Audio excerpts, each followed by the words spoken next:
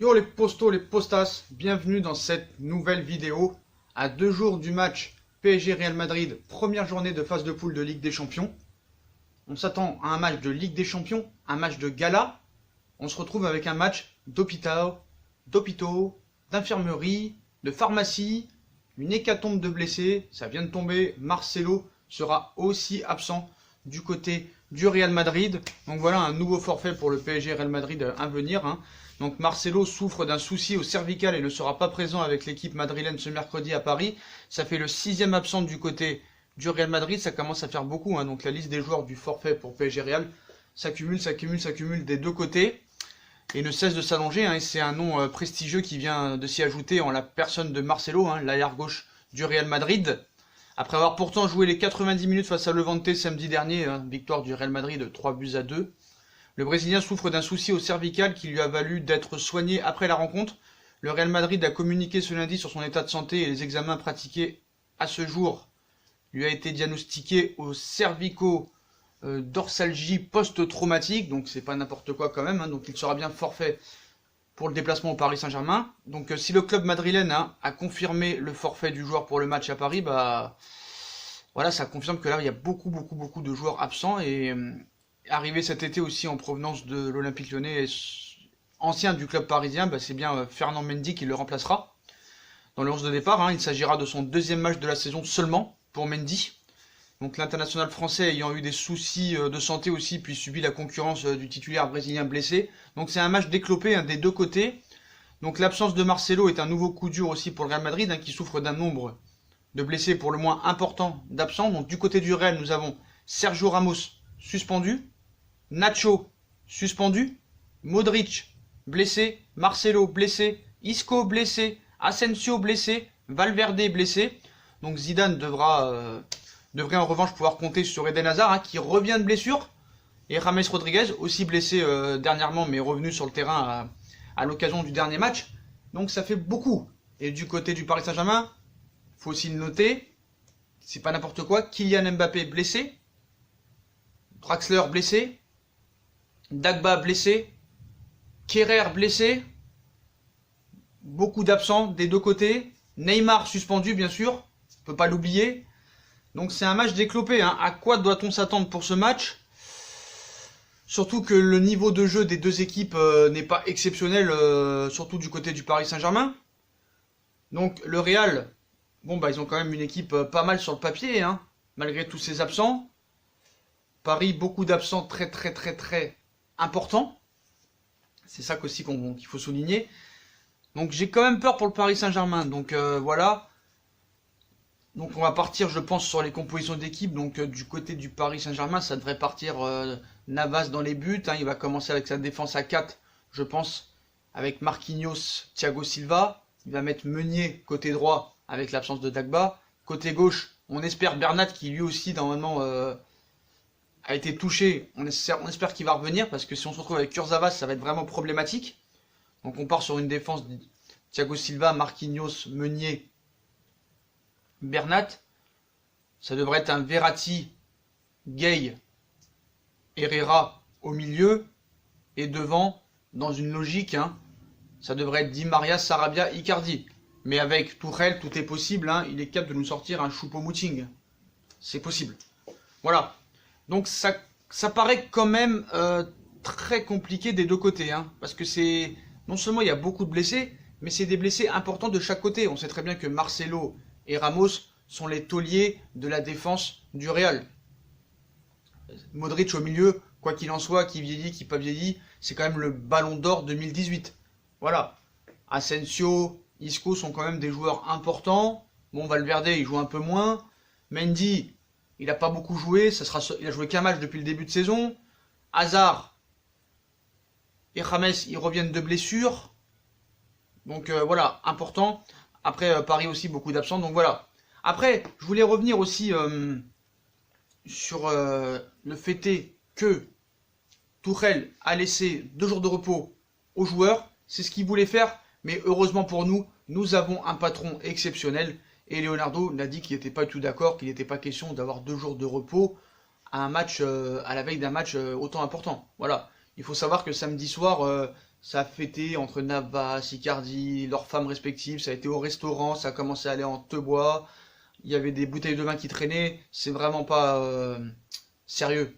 À la veille d'un match comme ça, tu dois te reposer, donc d'accord, tu peux rester en famille quand t'as la soirée de libre, ou le dimanche de libre, mais tu sors pas en boîte de nuit à 4 jours d'un match du Real Madrid. C'est une honte, c'est une honte. Moi je comprends pas ce Tuchel qui laisse faire des choses comme ça, et heureusement que Leonardo réagit. Voilà, il n'a pas laissé passer ça, donc le Paris Saint-Germain va bien s'entraîner ce lundi. Voilà, contrairement à ce qui a été annoncé, le PSG va bien s'entraîner ce lundi et l'avant-veille du PSG Real Madrid aussi. Donc les deux équipes vont d'ailleurs avoir un programme assez similaire. Donc Leonardo est venu au train, c'est très bien. Donc voilà, surtout après le match contre Strasbourg, vous n'allez pas me dire qu'ils sont fatigués. Ils n'ont pas de planning cherché. Là c'est un planning chargé qui va les attendre. Voilà, avec 2 gros matchs dans la semaine. Tout d'abord ce mercredi contre le Real, après dimanche contre Lyon. Donc il va falloir enchaîner. Donc finalement, peu de temps pour se reposer. Voilà, il n'y a pas de temps pour se reposer. C'était pas les vacances. Les vacances, c'était au mois de juillet ou au mois de juin. Donc voilà. Donc le club parisien avait diffusé un programme annonçant un jour de repos ce lundi. Il a vite corrigé ça. Leonardo, c'est un programme tout à fait classique et même plutôt dense qui attend les troupes de Thomas Tuchel. J'ai du mal à dire son nom, je suis désolé. Donc après le traditionnel décrassage du lendemain du match contre Strasbourg, victoire 1-0. Donc pour les titulaires de la veille, couplé à un entraînement normal pour les remplaçants, tout le monde va se retrouver ce lundi en milieu d'après-midi, là en ce moment même, je pense, au camp des loges pour la séance du jour. Donc un autre entraînement est prévu aussi ce mardi en matinée à 10h30, avec les conférences de presse qui auront lieu dans le courant de l'après-midi, vers les 17h30 je pense. Tourelle sera accompagné d'un joueur, on ne sait pas encore lequel, et le groupe parisien devrait également avoir une dernière séance allégée au matin du match, comme à chaque fois alors qu'un match à domicile est programmé en soirée. Donc désolé Tourelle, t'as cru que c'était les vacances depuis qu'Antero Henrique est parti. Non, depuis que Léo est arrivé, c'est lui le patron, c'est lui qui décide. Donc profite bien de tes derniers jours, c'est ta dernière semaine là. Donc si jamais tu perds contre le Real, tu pourras aussi te plaindre des blessés que tu as, des suspendus que tu as. Mais le Real en a autant que toi, et peut-être même des plus importants. Donc faudra pas commencer à venir pleurer. Tu as la responsabilité de mercredi et de dimanche, et ça faut être bien précis. Donc voilà. Donc du côté du Real Madrid, pareil, on a suivi un programme pratiquement similaire. Voilà. Après la victoire samedi contre les Levante 3-2, les Madrilènes ont eu une séance allégée samedi, plus se sont retrouvés ce lundi pour une vraie séance d'entraînement. Ils devraient partir mardi matin à Paris et s'entraîneront au parc en début de soirée vers les 19h après avoir satisfait la traditionnelle conférence de presse qui aura lieu à 18h15. Donc voilà. Donc pas de jour de repos, Désolé Tourelle, c'est pas les vacances. Donc voilà, c'est bien que Leonardo ait réagi, franchement je suis très ravi. Donc voilà, donc beaucoup de stars ne seront pas là. Peut-on s'attendre à un match vraiment décevant, à un 0-0 piteux? En tout cas là, ce sera la preuve des deux côtés que le banc a une carte à jouer. Voilà, du côté du PSG, les remplaçants auront une carte à jouer. Les Meunier, les Sarabia, voilà. Tout cela seront attendus. Il ne faudra pas venir pleurer, là tu auras eu ta chance. Voilà.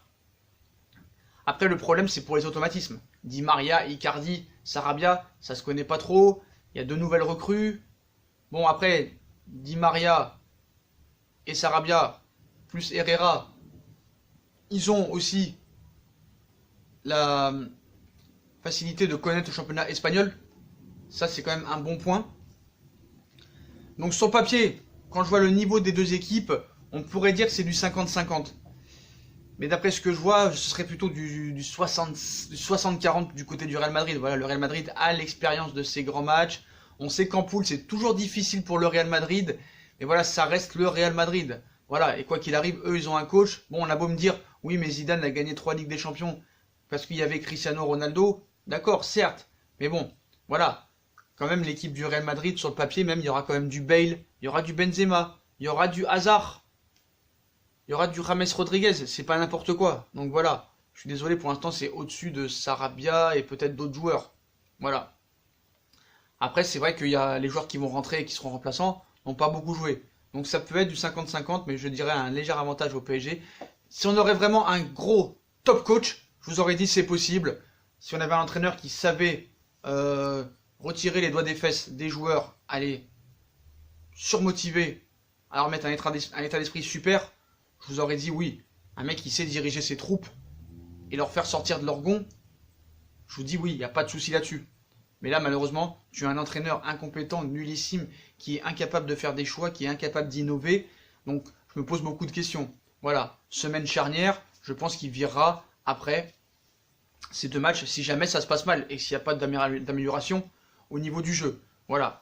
Et j'ai l'impression, les potos, je ne sais pas si vous êtes d'accord avec moi, quand on regarde les matchs le week-end, quand par exemple on regarde les matchs, je sais pas moi, par exemple, bon, je vais pas dire Marseille-Monaco, je vais pas exagérer, mais je sais pas, les matchs de Porto, les matchs de City, même s'ils ont perdu, les matchs de Barcelone, j'ai l'impression qu'il y a du jeu de partout, sauf au Paris Saint-Germain. Voilà. Même le Real qui a été en difficulté, qui a perdu, qui a gagné, excusez-moi, qui a gagné 3-2 contre l'Evente. Voilà, bon, il y a des problèmes défensifs. En plus, il y avait Ramos, là, Ramos, il sera pas là. Plus Marcelo, il y avait Marcelo et Ramos, donc les difficultés défensives devraient être encore plus présentes contre Paris. Mais j'ai l'impression que les autres équipes vont à 300 à l'heure et que nous, on rame, ça ralentit. C'est des sénateurs, c'est des maisons de retraités. Je suis désolé, donc voilà. Donc je suis content que Leonardo a pris les choses en main.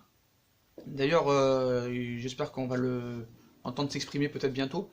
Donc voilà. Donc sur ce match de mercredi, bah attention, hein, comme il y a des entraînements encore 2 jours, peut-être qu'il y aura encore des hécatombes de blessés. Voilà. Donc ce n'est pas facile, hein, comme dirait Monsieur Thomas Tuchel. Donc ce match, j'attends vraiment de voir les 2 équipes. Faudra pas retenir grand-chose de ce match malheureusement, hein, parce qu'un match comme ça en début de saison, les 2 équipes sont pas prêtes, les 2 équipes sont en train de ramer en ce début de championnat, les 2 équipes ont beaucoup de blessés. Voilà, on sait que des 2 côtés, au niveau interne, c'est pas très bien par rapport au niveau de Neymar du PSG, les supporters, et au niveau de Zidane dans l'organigramme. Donc ça risque d'être un match assez tendu. Est-ce que ça va jouer le 0-0? Est-ce que ça va se libérer et finalement sans les stars, on s'attend à un match de folie? Je suis très sceptique sur ce match. Je suis curieux de voir les 2 côtés sans leurs stars. Je suis curieux de voir, même si je pense que le Real Madrid quand même a un léger avantage sur ce match parce que niveau attaque quand même c'est plus performant je pense avec Bale, Benzema et Hazard. Puis nous, bon peut-être que défensivement on sera meilleur, mais voilà, eux ils ont un coach, nous on n'en a pas. Donc curieux de voir. Voilà, curieux de voir tout ça. Donc mercredi, 9h rendez-vous. Apparemment ce soir ça va s'exprimer, donc on va voir ce que ça va dire. Puis finalement le PSG s'entraînera, donc voilà. Hein, donc ce qu'il faut pas croire, donc des fois on accuse la presse, hein. Ça c'est vrai. Faut être clair là-dessus. Des fois on accuse la presse, mais c'est pas la presse qui a dit ça, hein. C'est bien Tourelle qui avait laissé 2 jours de repos aux joueurs et c'est Leonardo qui est venu régler cette histoire et qui a dit que c'était pas question de ça, qu'il fallait s'entraîner, il fallait préparer le match. Voilà. Donc n'accusez pas la presse pour une fois, il faut accuser Tourelle. Voilà. Puis je comprends pas ce déferlement. Non, au contraire, pourquoi il n'y a pas de déferlement sur Tourelle? Voilà. Hier j'entends Neymar, machin, bidule, supporters, les joueurs. J'entends jamais une critique sur Tourelle, que ce soit sur aucun média. Donc moi, je ne vais pas me taire. Je vais pas me taire. Ce coach est nullissime. Il a perdu son groupe depuis le match contre Manchester et il est mort, qui n'en peut plus. Il est enterré. Son jeu est catastrophique. Sa place est dans le film Toy Story avec les jouets et les peluches à leur faire des câlins. C'est un bisounours. C'est un Teletubbies. Voilà les potos. On a vu que même Areola a clashé Tourelle apparemment. Voilà. Vraiment, il a une dent contre Tourelle. Hein. Il a été déçu du manque de son soutien. Donc voilà, hein, avant les retrouvailles. Hein. Donc Areola avec le PSG ce mercredi, bah, il est revenu en coulisses au départ du Real Madrid. Hein. On y apprend notamment que le champion du monde français en veut à Thomas Tuchel, hein, de ne pas l'avoir défendu et de ne pas lui avoir fait confiance. Donc là, je suis désolé Areola, t'es pas défendable. Hein. C'est la seule chose où on peut défendre Thomas Tuchel. Mais je pense que c'est même pas Thomas Tuchel, je pense que c'est vraiment Leonardo qui voulait pas d'Areola, parce qu'on lui a fait comprendre à Tuchel que c'était pas un gardien de haut niveau. Donc voilà, c'est vrai que c'est un beau clin d'œil au destin de pouvoir revenir aussi vite dans mon club formateur. C'est ce qu'a dit Alphonse Areola, qui a été officiellement présenté la semaine dernière par le Real Madrid. Hein. Donc souriant et étendu, hein, il a répété sa joie de rejoindre le plus grand club du monde, hein, sans pour autant dénigrer son club formateur, hein, à qui il appartient toujours. Hein. Voilà, il a laissé transparaître quelques frustrations d'avoir quitté son poste de numéro 1 au Paris Saint-Germain pour récupérer celui de numéro 2 au Real. Donc après avoir été intronisé numéro 1 par Tuchel à la sortie de la préparation estivale, hein, cet été, Areola se voyait faire la saison à Paris et pensait avoir le soutien de son entraîneur, hein, qu'il a pourtant chatouillé plusieurs fois durant l'été en conférence de presse, hein, sans jamais grandir sa confiance hein, et sa continuité. Donc après s'être cassé les dents sur le dossier hein, Donnarumma trop cher, Leonardo lui a réussi à convaincre Keylor Navas de venir au Paris Saint-Germain. Rien n'a été dissuadé par Tourelle. Donc ce qu'il faut bien comprendre, c'est que c'est Leonardo qui a terminé le dossier, qui a finalisé le dossier Navas, mais il y avait déjà un accord avec Navas et le PSG à l'époque de Antero Henrique. Et ça, faut pas l'oublier. Hein. Donc voilà, Zidane aurait alors téléphoné au gardien français pour le convaincre de venir à Madrid. Ça, c'est faux. Il ne voulait pas Zidane d'Areola. Donc c'est faux. En lui promettant du temps de jeu durant la saison, tout en transparent sur son rôle de doublure Thibaut Courtois. Non, non, tu n'auras pas de temps de jeu. Tu joueras en Coupe du Roi. C'est tout. Hein.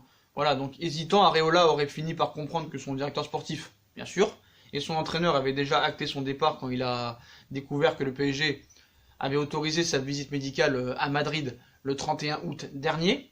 Donc Areola aurait alors prévu son coach qui ne voulait pas jouer contre Metz et avait d'ailleurs mal pris la déclaration d'après-match hein, de Leonardo qui se disait surpris qu'il n'ait pas voulu jouer. Voilà, Leonardo a été surpris qu'il ne voulait pas jouer, voilà, estimant qu'on le poussait clairement vers la sortie et que ce n'était donc pas lui d'endosser le rôle de celui qui ne voulait plus jouer avec le Paris Saint-Germain. Donc Areola voulait bien jouer, c'est Leonardo qui lui a dit de ne pas jouer. Non, mais Areola en voudrait surtout à son entraîneur, voilà, de ne pas l'avoir défendu. Mais ce qu'il faut être clair, c'est qu'il se disait surpris qu'il n'ait pas voulu jouer, ça c'était Leonardo, estimant qu'on le poussait clairement vers la sortie et que ce n'était donc pas à lui d'endosser le rôle de celui qui ne voulait pas jouer avec le PSG. Mais Areola en voudrait surtout à son entraîneur de ne pas l'avoir défendu et de ne pas avoir insisté pour qu'il reste.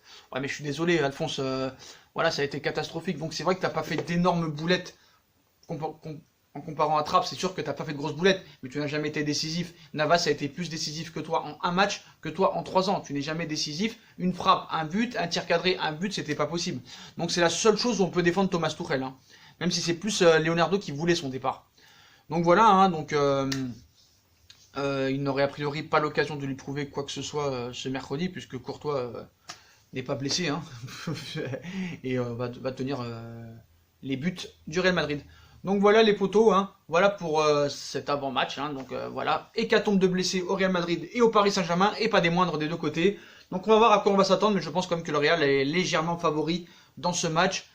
Si Paris avait un entraîneur adéquat, j'aurais pu vous dire peut-être du 50-50, mais malheureusement c'est pas le cas. Beaucoup d'absents du côté du Paris Saint-Germain et du Real Madrid. Donc on verra ce que ça donnera mercredi. En attendant, s'il n'y a pas d'autres blessés, on verra un petit peu les compositions d'équipe que Tuchel pourrait mettre, et le système de jeu, et pareil du côté du Real Madrid. Donc voilà les potos, comme d'habitude, si on a kiffé la vidéo, on like, on partage, on s'abonne. Dites-moi en commentaire ce que vous pensez de cette hécatombe de blessés du côté du PSG, du Real Madrid, qui s'accumule. Quel est votre favori pour ce match? Quels vont être les dispositifs de chaque équipe? Est-ce que c'est la dernière semaine de Tuchel? Dites-moi ce que vous en pensez en commentaire. N'hésitez pas à commenter, liker, partager, abonnez-vous, venez nous suivre sur nos réseaux sociaux, Twitter, Instagram, Snapchat, Facebook. Moi je vous souhaite une très bonne vidéo à tous et à plus tard dans une nouvelle vidéo très vite. Tchuss!